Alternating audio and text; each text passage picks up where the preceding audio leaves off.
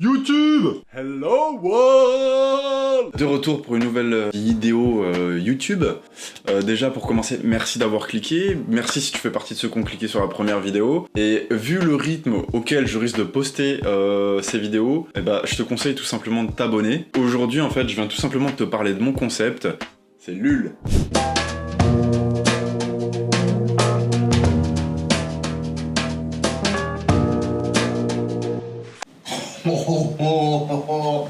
Bonjour public, comment ça va bien? Vous connaissez Agakure? Elle a l'air mortelle! C'est une femme dans My Hero Academia, un corps, mais invisible. Hop, de quoi tu parles, frère? On parle de l'Agakure, le bouquin. Ghost Dog, le film, ça dit quelque chose? Tu t'en rappelles? Oui. Ghost Dog, le chien fantôme, un film de Jim Jarmusch. Il a fait La Mouche. Pas du tout. Ghost Dog, c'est un film de Jim Jarmusch sorti en 1999. Si tu t'en rappelles, on suit les traces d'un tueur à gages, mais qui respecte quand même un certain code d'honneur. Le Bushido, la voie du guerrier au Japon. Oui, le Bushido, c'est hop là, il a un samouraï, et comme c'est un samouraï avec une épée, quand il y a les méchants, et il dit aux autres méchants « Attention, il arrive! Aga! Courez !» Écoute, je pense que c'est exactement ce que tu vas faire, hein. Tu vas courir vite, tu vas aller revoir le film, et puis tu vas aller surtout lire le bouquin. Tu vas voir, ça va te faire beaucoup de bien. Allez, file. Super. Effectivement, l'Agakure, c'est un bouquin qu'on a découvert à travers le film Ghost Dog, que je vous invite à voir. C'est un super polar. Au-delà de ça, la BO est signée par RZA du Wu-Tang. Donc ceux qui sont fans de hip-hop, à mon avis, c'est quelque chose qui devrait vous plaire. Et c'est bon, il est parti. Et sinon, d'un côté, il a pas tort, parce que pourrait, même s'il est invisible, ça fait plaisir. Hein.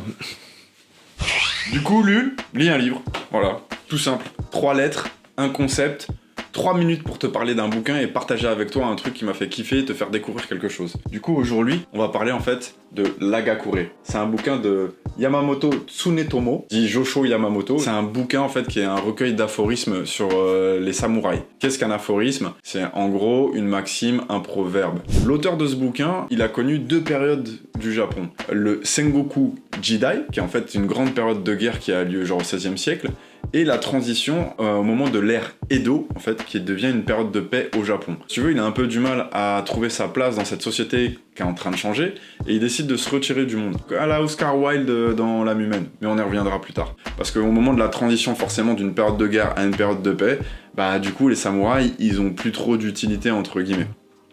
Et du coup, il fait part de toute la sagesse et de tout le vécu qu'il a eu en tant que samouraï, en tant que moine. Le mec est parti de son clan, il se rase la tête et il décide de s'isoler. On a le droit à quelques réflexions qui sont plutôt sympas. Je vais vous en partager quelques-unes avec vous. D'après les anciens, un samouraï doit être remarqué pour son excessive ténacité. Une chose faite avec modération peut être jugée insatisfaisante. Il faut en faire trop pour ne pas commettre d'erreur. C'est ce type de principe qu'il ne faut pas oublier. En faire trop, c'est un peu comme si, en gros, ce serait le 4e accord Toltec qui dit toujours faire de son mieux. Attention, ce que je dis, évidemment, ça me concerne moi. N'oublions pas qu'on parle de littérature et de bouquins. Du coup, tout ce que je vais partager avec vous, c'est au sujet interprétation en fonction de la personne qui va lire, et évidemment en fonction de son expérience de vie. D'ailleurs, en parlant de ça, tu vois, il était quand même très avant-gardiste. On parle d'un truc qui a été rédigé au XVIIIe siècle.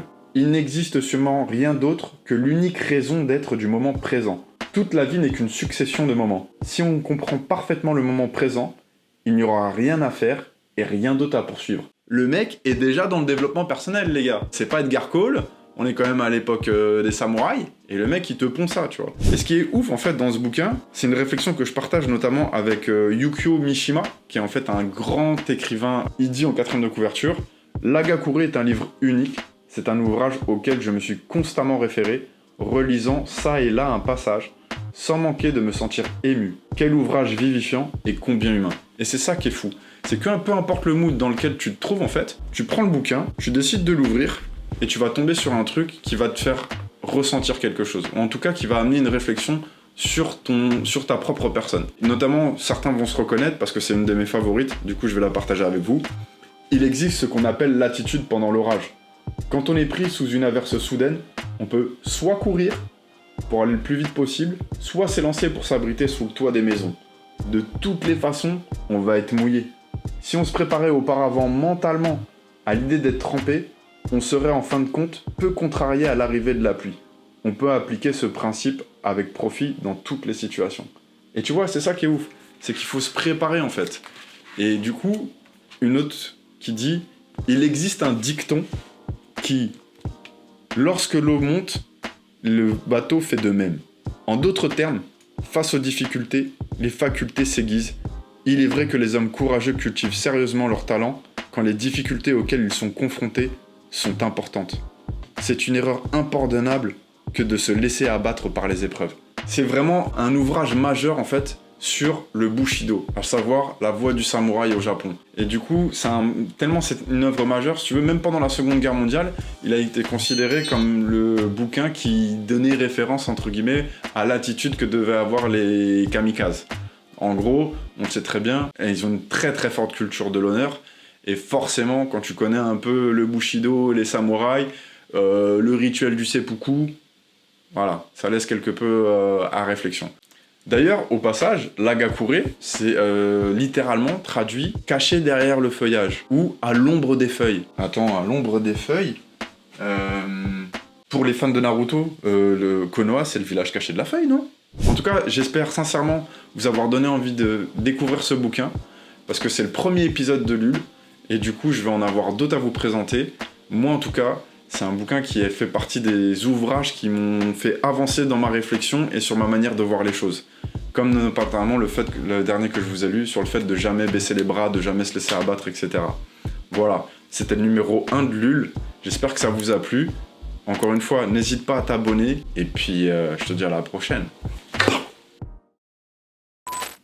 Là, il est vraiment ouf ce bouquin. D'ailleurs, au passage, j'oubliais. Merci à Ensei Tattoo. Je vous invite à aller checker son Instagram et notamment sa chaîne YouTube que je vais mettre en description. Merci pour les traductions et notamment les phases en japonais. Merci notamment à Matito de m'avoir fait découvrir le duo de street artistes espagnols Melata. Allez checker leur Instagram, c'est assez fou. Merci aussi pour les autres inspirations, Davy Mourier, notamment 3 minutes. Ça va vite! Merci Régis Robert, tous les gens que j'ai pu croiser dans mon expérience de vie et qui font partie de YouTube ou qui n'y sont pas, en tout cas. Merci à vous, merci à mes amis présents en Calédonie comme présents en métropole. Et puis, je vous dis à très bientôt, j'espère. En attendant, pouvoir et égalité. Peace.